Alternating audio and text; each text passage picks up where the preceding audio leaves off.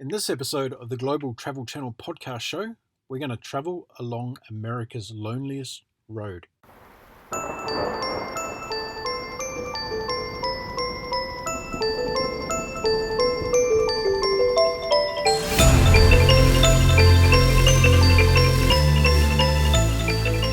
Hello and welcome to the Global Travel Channel podcast show. My name is Mark Philpott. On the show, we talk to people from across the world about all things related to travel, from amazing adventures to inspiring stories to the not so well known destinations. We cover it all. You can find all of our previous podcast episodes on our website at www.globaltravelchannel.com. The Global Travel Channel is a collaboration between travel writers, photographers, YouTubers, podcasters, and bloggers from across the world. We bring you information that we hope makes your next travel experience an awesome one, no matter where you decide to travel to. You can also find the Global Travel Channel on Facebook, Twitter, Instagram, and YouTube. So be sure to subscribe, like, and follow us so that you can keep updated on our new content postings as and when they happen. You can even now support us through Patreon. For as little as the price of a cup of coffee per month, you can help us continue to produce the podcast show. You can find our Patreon page on our website at www.globaltravelchannel.com. All of your contributions are most appreciated. Now on to today's show. For today's episode, we're going to head off to the United States of America, and we're going to do a road trip like no other. We're going to go along the world's loneliest highway. Doesn't that sound fascinating? Well, it's time to introduce my guest to the show. And it's a very warm welcome today to Zanne Baugher, who's joining us from the United States. Zanne, welcome to the Global Travel Channel podcast show. Thank you, Mark. I'm really excited to be here. Great, and we're excited to have you on the show today. Now tell me, have you ever done any podcasts before? I have done a podcast before with The Edge of Adventure with Adam Asher, yes. Yes, I saw the video online. That was a great YouTube video that I watched the other day. Fantastic. So that was your only experience so far? It is, yes. Well, welcome to the show. And one of the things that I like to do with my guests is to let you feel a little bit relaxed and get into the spirit of the show. So I thought one of the things we could do to make you feel a little bit more relaxed is to ask you a very random question about travel. Are you up for that? I'm ready.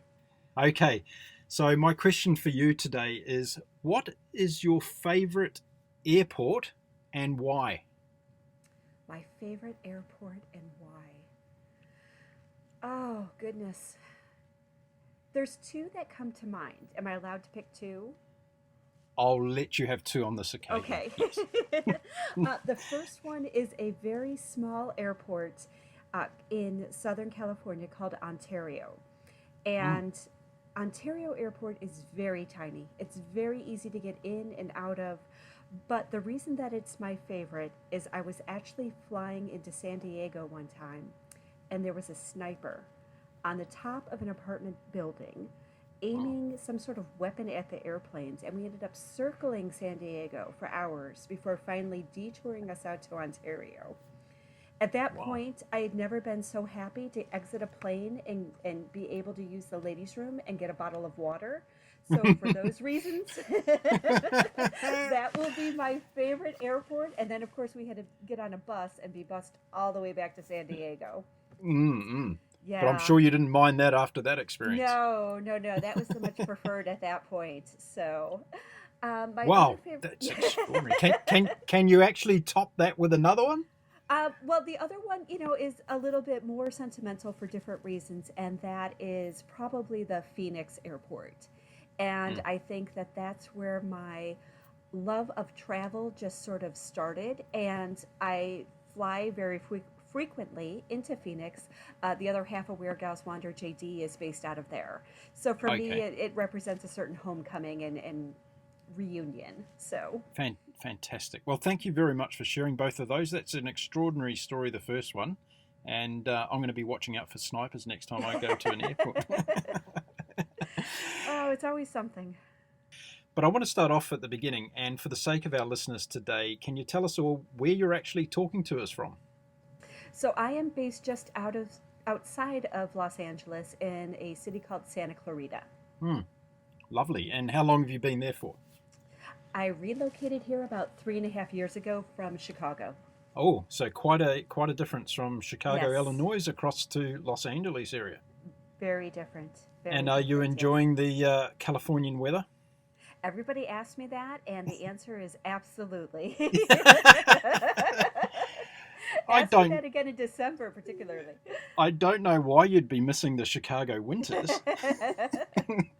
No, I lived in Chicago my whole life, and so this was quite an adventure for me to move out here. And that's sort of how the whole Where Gals Wander story started, was with that relocation. So Mm, mm. Fantastic. We're going to get into that. And for the sake of our listeners, we are talking to Zanne today about a specific trip she recently did, but we're also going to talk to her about her amazing travel platform that she's got called Where Gals Wander. And I've got to make sure I get that right with my accent because it sounds very different. It sounds very different when an American says it versus a Kiwi Aussie who's trying to say it. Now, let's go back at the beginning, and I loved it when I read online about how this all started for you, and I had a lovely picture in my mind of two ladies sitting on a porch of a house, sipping wine, talking about life and life's journey, and this is basically how this whole thing started for you. Is that it right? is. It is.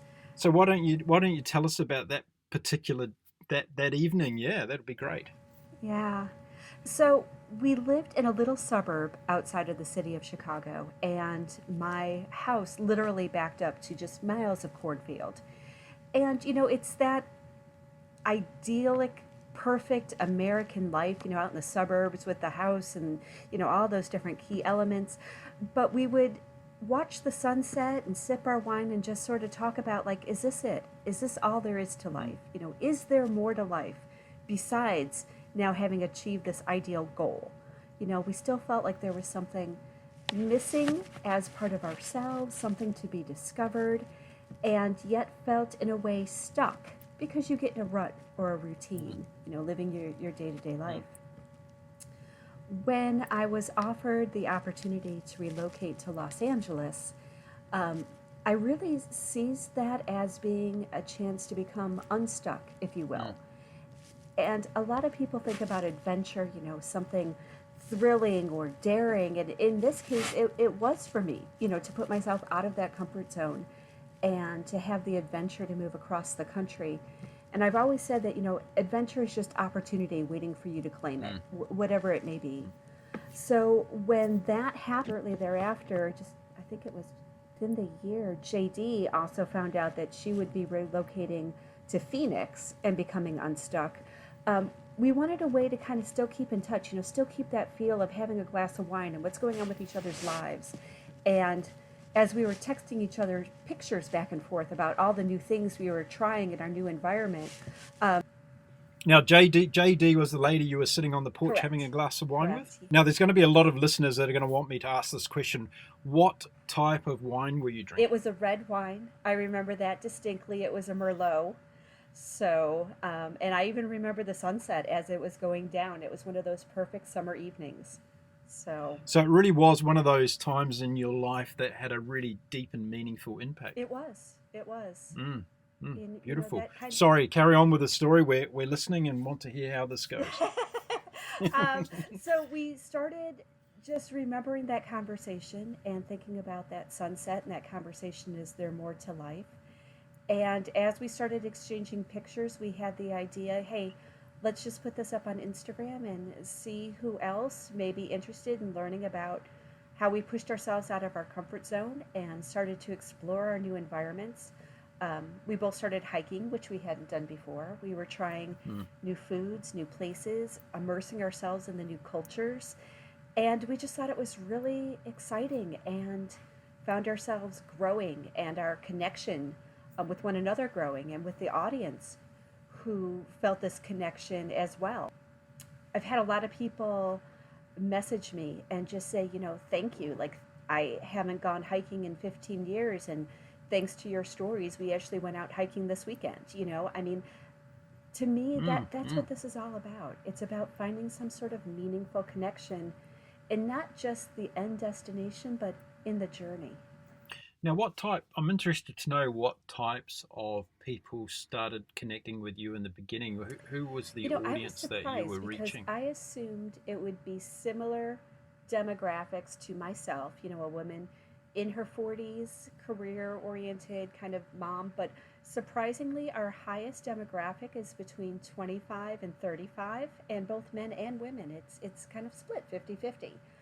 That message that I received was actually from a gentleman in his 50s about the hiking. So I was surprised by that. In the beginning, we didn't even really post too many photos of ourselves. And I think that made it even more relatable in a way. So, Do you think that younger connection was due to their, I guess, comfort levels with technology and in particular Instagram? I hadn't thought about it, Mark, to be honest with you, but I think that could be part of it. Hmm. Um, I also think that there's a certain authenticity that we bring Hmm. that is slightly refreshing from all of the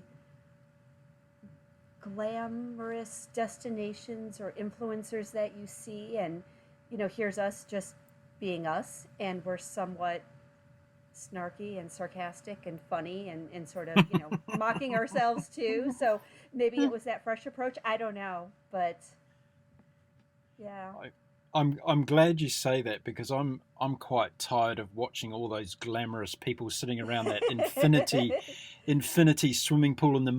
Maldives while I'm stuck here fighting across winter winds and rains. Yeah, it's like Yeah. very annoying. But I hear what you're saying. But there is room for both, and I think in terms of, as you found, there's the gravity coming towards authenticity that I think is very important, and I think that will be something that creates a sustainability to what you're doing. So you're already finding that, and I think that's a great thing. I think in life today, when we talk about travel, it's that real connection. I love that story about the person connecting about hiking because it's obviously inspired them to perhaps get off the couch and go and do something that they haven't done for a long time, and that's effectively changing someone's life, It isn't it? is. It is. Mm. This is back in 2017 you started this journey. So how has it evolved since then, and what have been some of the milestones along the way? Oh gosh, I think a lot of it is milestones in terms of just figuring out how all this technology works. um, you know, we Mm. we launched on a social media platform back in April 2017, and then we rolled out our website in July 2017. Um, Hmm. I think that it's connecting with other people through those social platforms that's helped us just learn how to navigate through some of these different pieces. But there's also been so many relationships that we've built that I Mm. truly value as part of sort of our travel tribe. And for me, that's made a Mm. huge difference. So you mentioned earlier that you have a business background. What were you doing, or what are you doing in the business world before? So I work in human resources, ironically enough. So I am working right now for a Hollywood entertainment company, a very well known Hollywood entertainment company. So Very good. in human resources. So, so where girls wander is a side hustle at the moment. It is. It is. I mean, it started off as sort of a hobby, but it's a passion, and when you have a passion for something, it just kind of grows and ends up taking over. Mm. And I think that's where we are today. Mm. So, I love that you label yourself as the chief troublemaker within that platform. so, so maybe you could explain to everybody what does that actually entail? yeah. Um, I do have a little bit of a reputation about being the first to suggest or lead a spontaneous adventure that can be from waking up in the morning and just knowing those mountains are only 45 minutes away, so let's go, to Mm. starting various dance parties on Twitter. I've been known Mm. to post photos of myself singing along to the radio very badly. Um, again, I think it's just that free spirit attitude that I have that sometimes can bring trouble, but often brings a lot of fun as well. Fantastic. Now, I've also heard that you're fairly adept at talking to trees and sipping whiskey. Yes, and sometimes I can even do both at the same time. So, Wonderful. Now let's get on to this Loneliest Road story. Now I've travelled extensively throughout the US over a number of years, and when I first saw this, I thought, now hang on, what would I call the loneliest road in America? Now I went through all my own internal databases to think where it could be, but I didn't actually come up with the one that you travelled. So why don't you tell us first of all, where is the loneliest road in America, and why is it deemed to be the loneliest road in America? Leas Rose, yeah. So it is in Nevada. It's Highway 50, and it travels from California across the state of Nevada all Mm. the way to Utah. And originally, it was part of the historic route for the Pony Express. And back in the 80s, Life magazine had done a story about retracing this route and came out with the conclusion that this is not recommended. Mm. It's desolate, it's bare. Like, you'll be lucky if you survive, in case something happens to you. There's like nothing or no one around anywhere. And Travel Nevada sort of embraced that. Nevada sort of embraces being the quirky one, being different than anyone else. And for me, I like you win my heart over when you say the two words road trip, and then if you throw in there like national park, I'm all yours. So, there's a certain art form, I think, to those old fashioned road trips about just getting in the car and driving just to see what you can see. And not so much, where can I go to take selfies or what can I do to, to just check all these places off the list, but just get in the car and drive. And for me, that really appealed to me, just to do something different and relive those childhood experiences I had of those long road trips with the family. And we really did I see bet some you did. amazing Now things. We're going to go through the trip, and I'm really interested to know things like what time of the year did you do it? You did it recently, I understand, but was it at the beginning of the summertime? There's a lot of listeners that are tuned into the show today from all over the world, so we've got to really look at this if we can as a external American dialogue that we're having for people who are not familiar with the names of the places that you might be mentioning. How do they get to arrive at the starting point of this particular journey? All those sorts of things that could add and assist in the logistics and planning of a trip if somebody wanted to jump in a car and do exactly what you're going to talk to us about. So you flew from, I guess, Los Angeles to, where did you start the drive from? To Reno. So Reno, Lake Tahoe is the airport that we flew in. And it was, if you're coming from LA, it's a really quick, beautiful flight. It's perfect. And so we arrived in Reno, and it was a short drive to Carson City, Nevada, which is the official start of our trip. Carson City, Nevada. Right. Yes. And it's beautiful. Absolutely. And how long was that flight from LA to Reno? I want to say it was about an hour, hour and a half. We took Southwest, so yes, it was very much a quick and easy flight, very affordable. And what kind of price roughly are we talking about for a ticket that way? I think the ticket was about $100 or so. It really was not expensive at all. Okay, good. And had you planned a rental car upon arrival, or how did that work for you? Yes, we landed in Reno and we rented a car, actually through Budget Rent-A-Car. Funny enough, many of the rental cars were taken that weekend. There were a number of different events happening in Carson City. So we ended up going through Budget and got a rental car, made sure we had the Sirius radio, which is a streaming radio platform that you can use, just knowing that we wouldn't have a lot of radio stations available to us driving through such desolate landscapes. You should be listening to podcasts. Yes. Well, now I know. Next time. Next road trip. Now you know.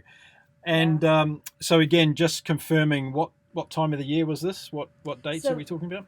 We left July 11th and took off that afternoon, and then did this all in the course of a weekend. Actually arrived back in LA Sunday evening. Okay. Now I'm thinking July, United States, Nevada, desert, hot. Is that right? At times, although when we started our trip in Carson City, we actually took a slight detour that was recommended to us.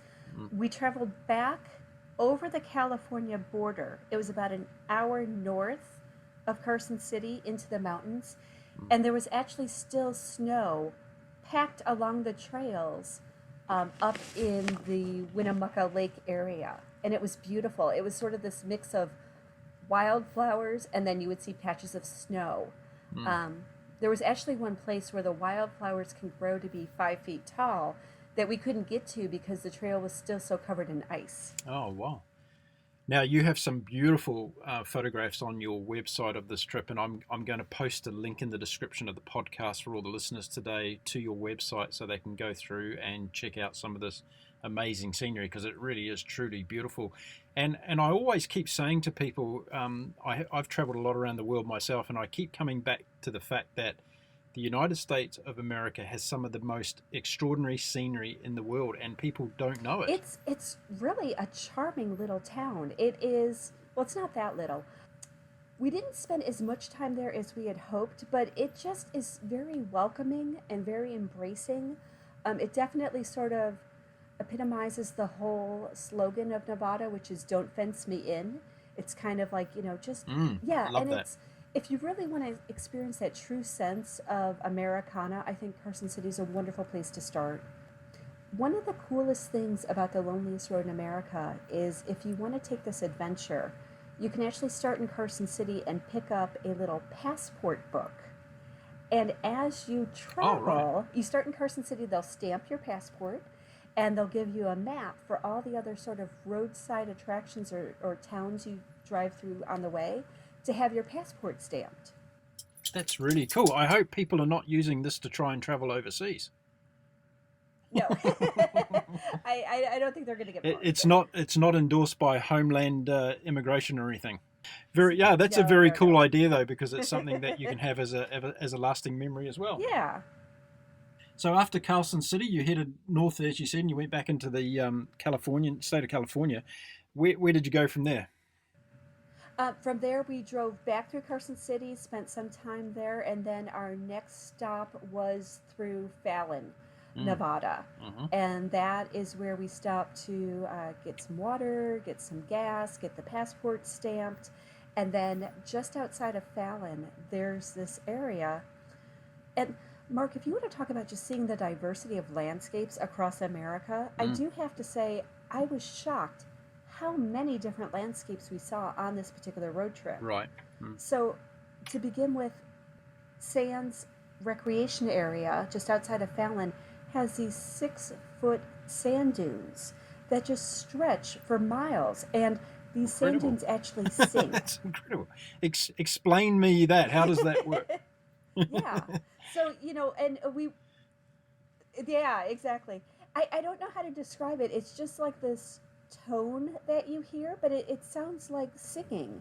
And I'm guessing, I didn't Google or look it up, but it's the wind going across the top of the dunes. And we went on a day where there weren't a lot of dune buggies or anything in that regard. I guess usually there are. We just happened to pick a great morning. But to hear the wind blow and hear this tone, it's something I can't really describe, but definitely one of those places you want to hit on that to-do list. That's incredible. Now, I've got to ask you as a relation to that question, or that statement you've just made about the singing sand dunes. Had you had a sip of whiskey before you arrived there? I had not. It was still very early in the day. We got up with the sunrise that morning to do our hiking up in the California mountains. We hiked for a few hours, then came back. So I think this was around like 2 o'clock in the afternoon or so that we were now in Fallon. Now, I don't know about you, but when I travel, I love getting up earlier in the day to start the day and get out there. Are you like that when you travel as well? You like getting up early? Yeah. I am. Yeah, I just get so excited. I'm like a little kid, like I'm ready to go. Terrific. Now, you've used the word "we" quite a lot. Who was with you along on this trip? I went with another blogger, and I had met her actually on another trip that I had taken through the Las Vegas territory. And we were sort of paired up doing this hike through Valley of Fire. And Mm. during that, she was mentioning to me that she was thinking about going on this trip. Would I um, help her out, kind of come along and, take some photos of her? And in exchange, she could have sort of a companion on this lonely road excursion. Oh, brilliant. So that worked out well for Yeah. everybody. Mm. Yes. A nice collaboration of travel bloggers and posters. Yes. Yes. Very good. So after the sand dunes, where did you head to next? After that, I'm trying to recall. I believe that we kept going. Um, oh, yes. So as you enter and exit the sand dunes, another cool aspect that we saw is there's actually salt basins. So you see Mm. this long brown landscape with these white fields, I guess, and then spots of red. And it reminded me a lot of Death Valley, actually, to Mm. be honest with Mm. you, between the sand dunes and the salt basins. Um, a lot of driving, more driving. Yep. And then we hit Middlegate. And Middlegate is literally known as the middle of nowhere. Right in the middle of nowhere. Mm. It is. Quite an audacious name for a place. Yeah, it is. They have a sign on the outside of the restaurant slash bar slash hotel. I think they're joking, but it says population like 17. So, Right. and as you pull up, there's all these antique, rusted, half-built cars sort of sunk into the landscape, and you're walking into this dive bar basically in the middle of nowhere, and you open the door and it's dark, but there's live music and a band playing and dollar bills stapled all over the ceiling where travelers had signed their names and put it up there. Wow. And the legacy there is it's the home of the Monster Burger. The Monster Burger. Yes. Oh, sounds like my place. Yeah. Explain more, please. So in America, we have a lot of these TV shows where people go out and they explore dive bars like this, Mm. or they find the biggest food items that they can possibly consume, and they're challenged to try and eat all of this food in one sitting. Wow. So this burger is about 4 pounds of beef, just the beef itself, Mm. plus all the toppings. Mm. And they arrange it so it literally looks like a monster. Like there's onion rings for eyes and pickles, and I mean, it's a masterpiece in and of itself. And then you have a certain time limit to eat it. And as the waitress walked over, in her very heavy accent, she was explaining that y'all have to eat this within a certain amount of time, and I can't touch her food, and if she has to be sick, she has to go to this particular place outside. It was an experience. It So, sounds grander than the Super Bowl. yes. It was very entertaining. Now, So, I think I saw a photograph of this particular Monster Burger on your site. Is that right? it is. Yes. So there we go. Everybody listening, rush over to We Girls Wonder, and you're going to find an amazing photograph of a burger that's bigger than a human being. It looks like, or a Yes, small human being, anyway. and on our Instagram, I did include a clip of the waitress explaining the rules to eat the burger as well. Now, how long did So- it take you to eat this said burger? Oh, we barely even touched it. I mean, I think that she advised us to eat all the parts that we like first, and we got about an eighth of the way in, and we were done. So, Now, I'm interested to know, does one get an extra stamp in their passport for eating this burger on the way? you actually get your photo taken to go up on the Wall of Fame, and you get a T-shirt. Wow. So it's quite an honor. Some people would say only in America could this happen. Yes. And it's definitely an American experience, that's for sure. And if you see the photos of the bar itself, the restaurant, up on my website and in the blog post, you'll have a true understanding of the kind of location that it was in. Now, Zan, tell me, how far is it in terms of distance between these places that you've just mentioned? So from from Fallon to Middlegate, how far in driving terms are we talking about there? I think that it was about, well, it was about 3 hours, but we also made a couple of stops along the way. We made two stops. Actually, no, I take that back. That was after Middlegate. So it was about 2.5 hours from Fallon to Middlegate, and then about 3 hours from Middlegate to our next location. Okay, and where was the next location? Well, the next location was one of those quick stops to the shoe tree, which is just in the middle of nowhere along Highway 50. And it's a tree that is just covered in shoes that people have thrown up into the tree. Oh, okay. And what kind of tree is it? There's a whole story behind it, but there's no sign or anything else to indicate. You just have to keep your eyes peeled for this tree on the side of the road. I would imagine there is a story behind it, but okay. So now then, I'm talking to somebody that likes talking to trees. So what was your first immediate reaction to this? I felt poor tree to be covered in these shoes. And then it's interesting because how many shoes are we talking about? Like, is this thing absolutely covered? Yeah. Oh gosh, like hundreds of shoes, just strung all over the place. And again, we didn't even see many cars pass us or even on the highway during our whole trip. So you have to wonder, like, how do people know about this tree and where do they come from? So it's just one of those things, that stops. Do you know the story behind the first pair of shoes that went up into the tree or anything? Or? From what I understand, it was something that a couple was having a fight as they were driving along the highway, and for whatever reason, the wife threw her shoes up in the tree. And that started some sort of reaction or urban legend or something in that regard. An extraordinary story. So everybody else is now feeling compelled driving along this road to stop and throw your shoes up into the tree. Right. Extraordinary. I'm loving it. Okay, let's carry on. Where to next and what happened next? Oh goodness. So what happened next is now the sun is starting to set.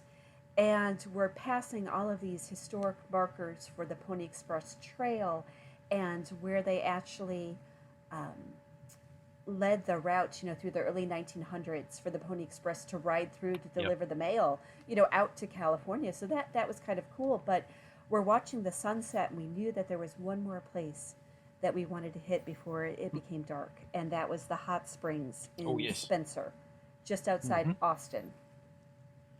And we raced and didn't realize that we had run out of highway to get to this particular spot. So suddenly we were off-roading down this dirt road, and the sun's going down. And I've always wanted to try these hot springs that you keep hearing about. And so we got there, and we were the only ones there. It was just perfect. The sun setting over the mountains and jumping into this basically like large hole in the earth filled with this warm water from the geothermal currents underneath. And it was amazing. I mean, the water temperature is like 104. And I guess when you arrived there, everybody had no shoes on. When we arrived there, we still had our shoes intact, but we were the only ones there. Oh. So we had this whole desert to ourselves in the middle of the mountains, watching the sun go down, and it's starting to get chilly now that the sun's dipping down into the mountains, but we're in this nice warm hot spring.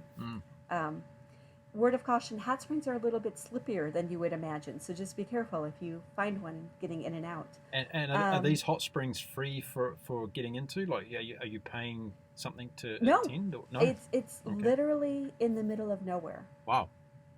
I mean, imagine just driving along the desert for miles. I think we drove for over half an hour on this dirt road and coming across this one open spot. Now, I think I know what some people are thinking who are listening to this, and they may be ladies. So did you feel safe being there by yourselves at that time of the day, two ladies together? I think that we did, knowing that we wanted to get out of there before it got dark. Mm. Um, you know, honestly, you're so captivated by the beauty. I didn't think about anything Mm. else at the time. And I will share this with you, Mark. Small story. So, one advantage to being there by ourselves is as we stepped out of the hot spring and we're in our bathing suits getting ready now to change and go back in, it made it very easy to quickly change our clothes, get back in the car, and hit the road. So, Look, and me in making that comment, I wasn't trying to insinuate in any way that it's dangerous traveling in the United States. I was just thinking maybe perhaps that some of our listeners who are ladies would be thinking, okay, well, that sounds like a pretty dangerous thing to do. So that's why I asked the yeah. question. But you've answered it in a very good way, and you're here to talk to me today, so everything was fine. I think that because there were two of us, and you kind of look out for each other, and we had a chance to kind of circle the area, see what the landscape was all about, kind of get a mark of the land. Mm. Um, the only thing that we were concerned about, to be honest with you, was snakes more than anything else. And again, we came prepared. We had a snake venom kit just in case. We had a first aid kit. We stopped and got cases and cases of water. I mean, we weren't very naive in making this trip by ourselves. I feel like we were fully prepared. Mm. Um, That's fantastic. You actually travel with a snake venom kit. yes, Wow, yes. extra!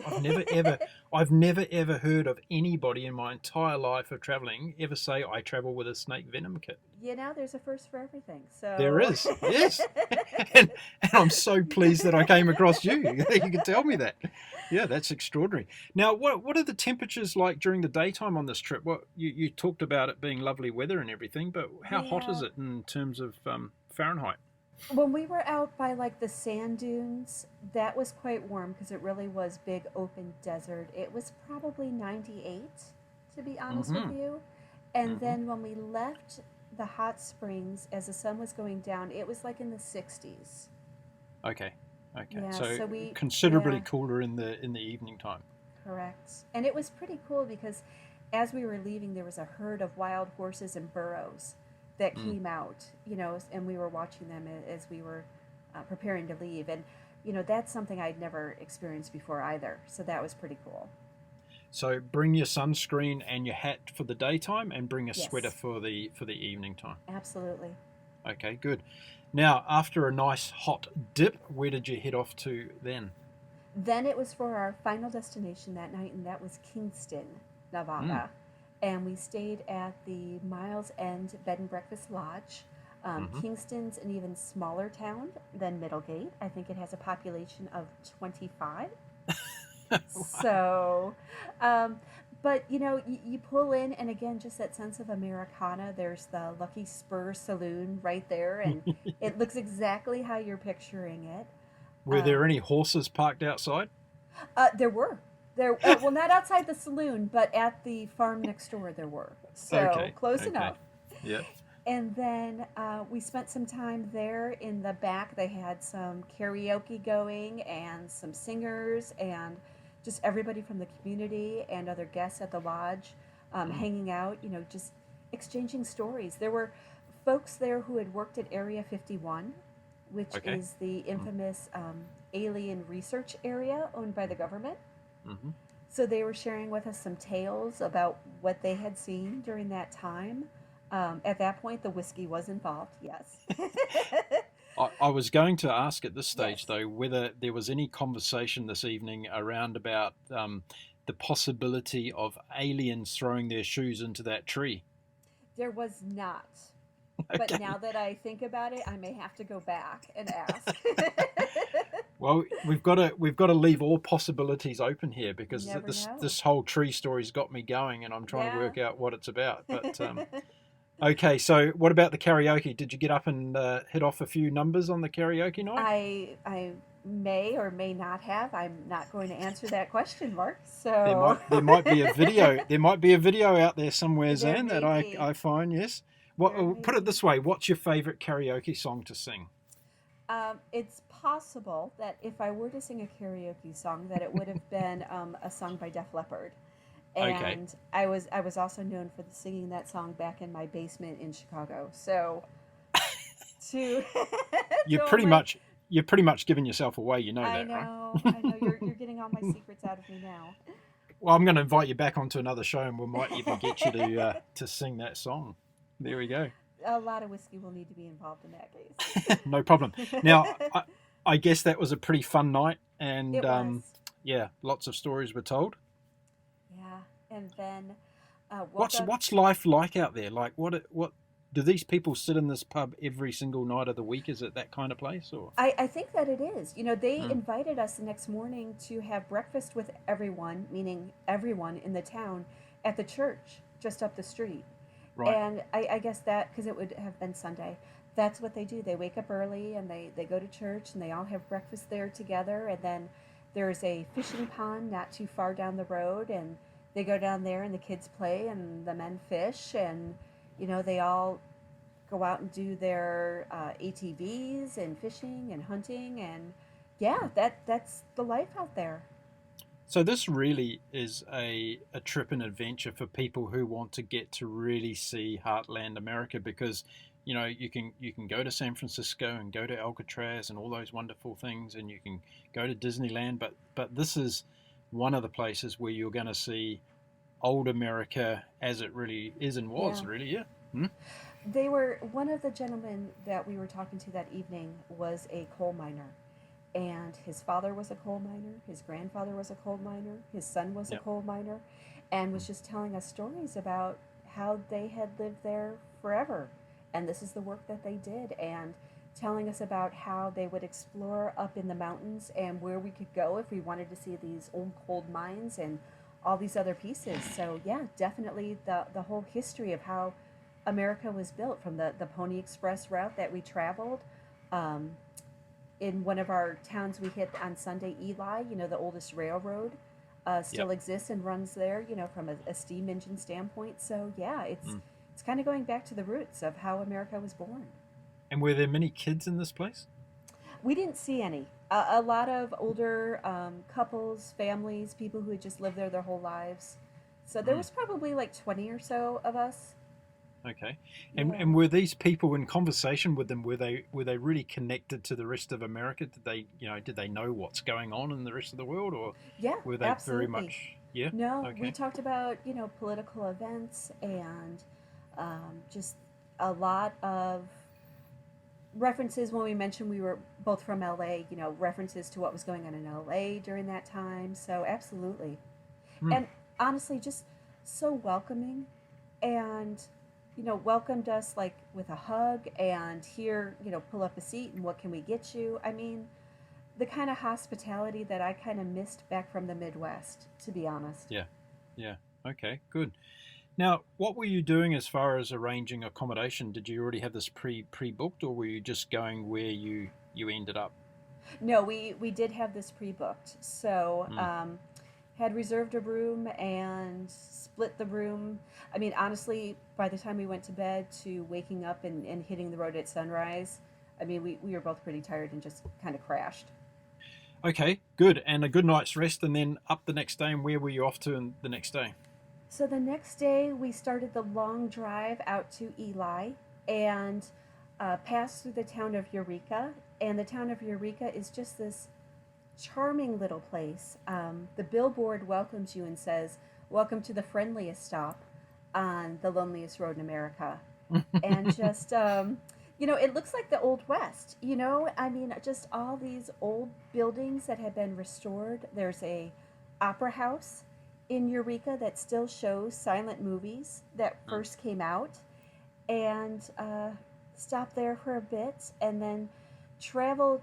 How far was the Oh, driving distance from your overnight stop to get to it was Eureka? about 4 hours. 4 hours, okay. Yeah, So that's comfortable for a morning drive. yeah, absolutely. Mm, We had our cup of coffee.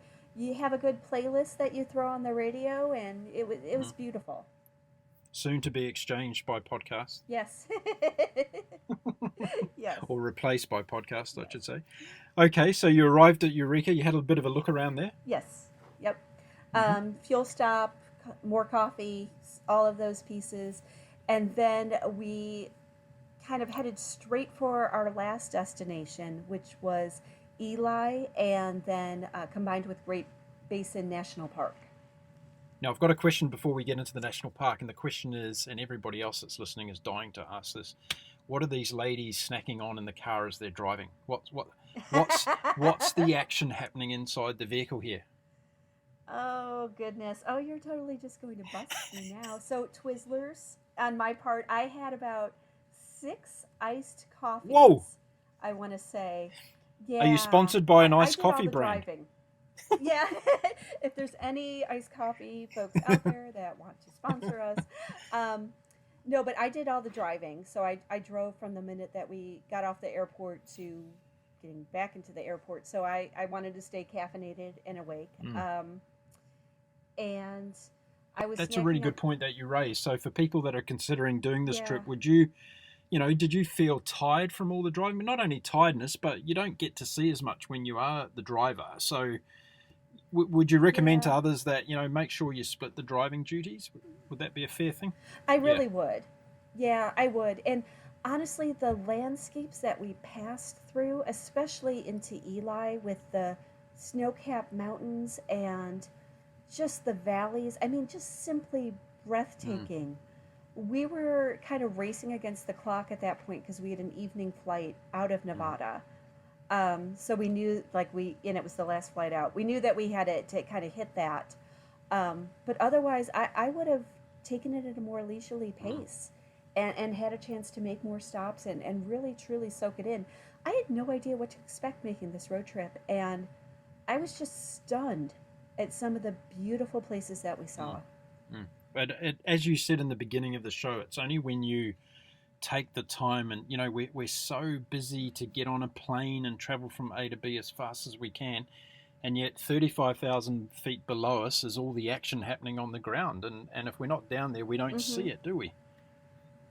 Yeah, Mm. exactly, exactly. So you had a bit of a rush to get to Ely. Did you have time for a good look around? We did. And I mean, again, another really charming town. We saw the historic steam engine kind of rolling by us. It's kind of cool because people will dress up from the 1800s and like even visitors to the area just to reenact and relive those historic moments and places. Mm. So that was pretty cool. And I mean, if you're an outdoors lover, like that's the place you want to be. Carson City, Ely, Nevada, that's where you want to go. Mm. Yeah, it's a place that one would never consider normally in terms of to visit for that sort of stuff. But it sounds really amazing. Yes.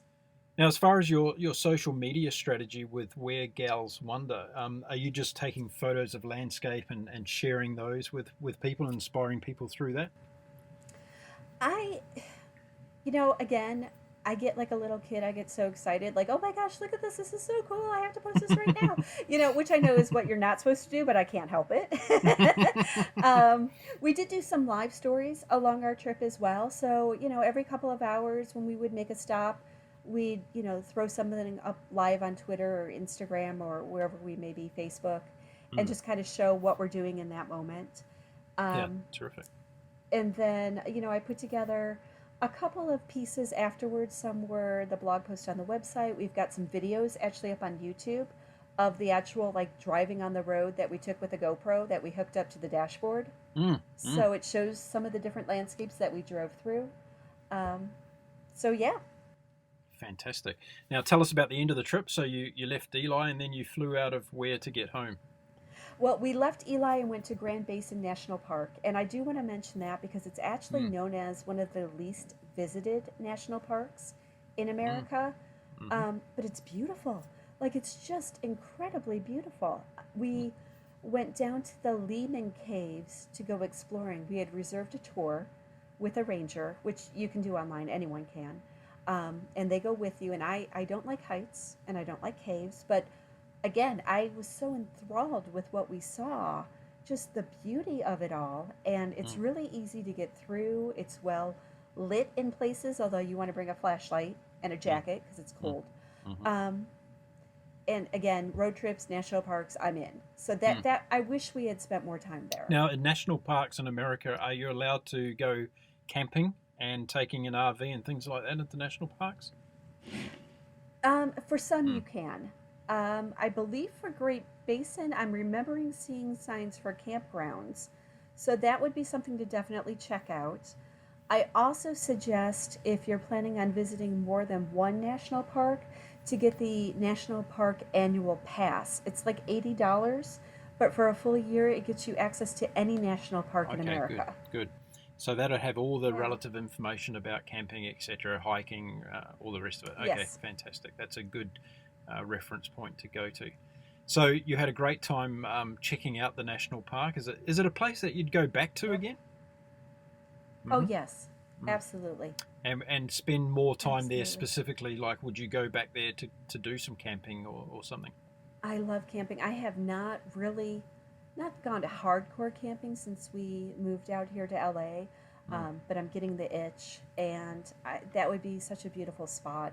I mean, just to be there in July and seeing all the snow on the mountains and the landscapes and the big open skies, and just having that sense of what's the word I'm looking for? Like expansion. Yeah. Being able to just breathe Mm. and let go and just relax. Is it hard for you to go home after trips like this?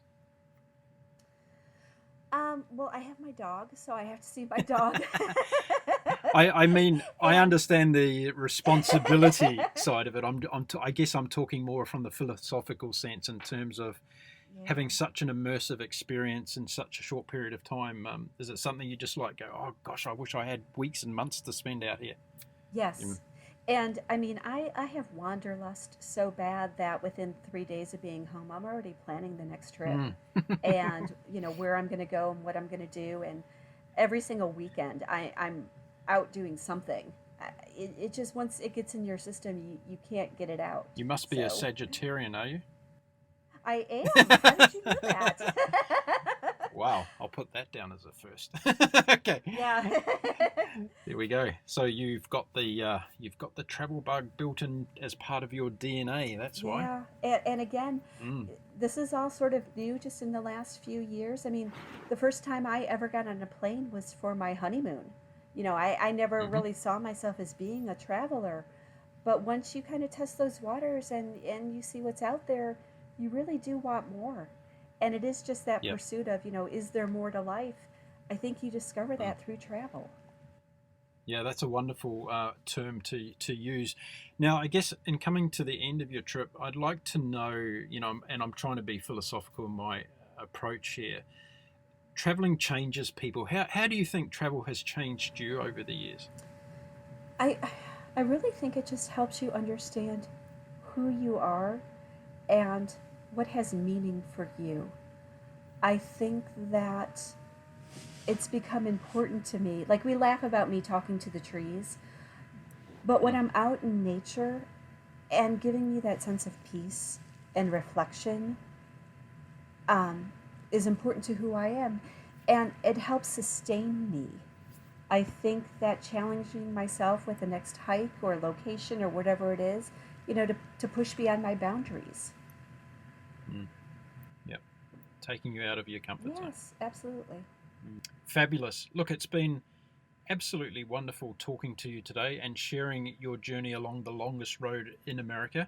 I'm sure our audience has been delighted and they're all going to rush over to your website when this is posted and check out all the details. And I really do hope that we inspire some people to undertake that particular journey that you've shared with us today.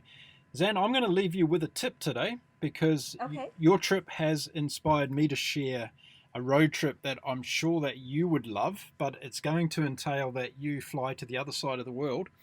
And you may not know that there is a highway in New Zealand called the Forgotten Highway. I oh, I'm already intrigued. And very much like the journey that you've just undertaken in the United States, the Forgotten Highway is about a 100-mile journey in a very remote part of New Zealand's North Island. And it goes through some of the most spectacular scenery in the world. And the beauty about it is you'll be lucky if you pass one other car on the entire journey. It sounds amazing. So I'm going to send you some information on this just to get things stirring up inside. And who knows, one day you might head off over to New Zealand and take on that road trip. Oh, that would be wonderful. I've heard so much about New Zealand already. It's already been on my list. So you're adding to all my reasons why. Fantastic. Well, listen, it's been delightful to have you on our show. Thank you very much for joining us and sharing your story. As I said before, we're going to put a link in the description today so people can find out where gals wander and where you have been wandering previously. There's lots of wonderful blog posts and videos and things on the website, and photographs. The photographs are absolutely stunning. Oh, And thank you. I recommend that everybody heads over there and checks it out. So, Zanne, we're going to catch up with you sometime in the future and talk about some more travel things. If you'd like to be back on the show, we'd love to have you. Oh, I would love that. Thank you. Terrific. Well, for now, I'm going to wish you a very good day, and thank you for joining us on the Global Travel Channel podcast show. Thank you. There we are. Wasn't that exciting? A great trip. If you're looking for a great road trip in America, America's Loneliest Road is waiting for you. Nevada State Highway number 50. Thanks, Zanne, again for joining me today. That's the end of this particular podcast episode from the Global Travel Channel podcast show. If you're looking for our previous episodes, please go to our website at www.globaltravelchannel.com, or you can find podcast episodes from us on Apple Podcasts, Spotify, and Stitcher as well. That's all from me. My name is Mark Philpott. I wish you all bon voyage.